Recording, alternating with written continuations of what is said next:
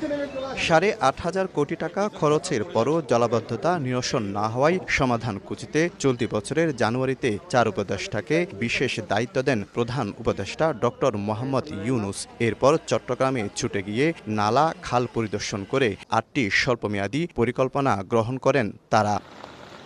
এর 4 মাস পর কাজের অগ্রগতি দেখতে নগরীর বেশি জলাবদ্ধতা হয় এমন 3টে স্থানে সরেজমিনে ঘুরেছে সময় টিভি।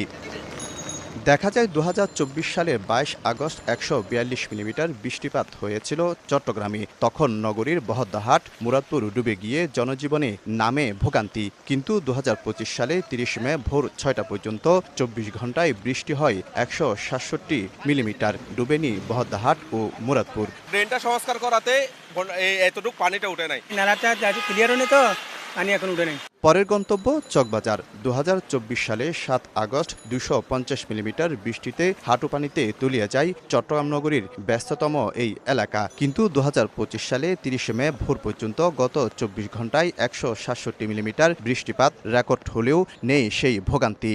খালগুলো হইতেছে, ড্রেনগুলো হইতেছে, অনেক পানি উঠে অন্য থেকে এখন আল্লাহর রহমতে ভালো হয়েছে। একইভাবে 2024 সালে 30 জুন নগরীর কাতালগঞ্জ ডুবলেও 30 মে বৃষ্টিতে সৃষ্টি হয়নি জলাবদ্ধতা।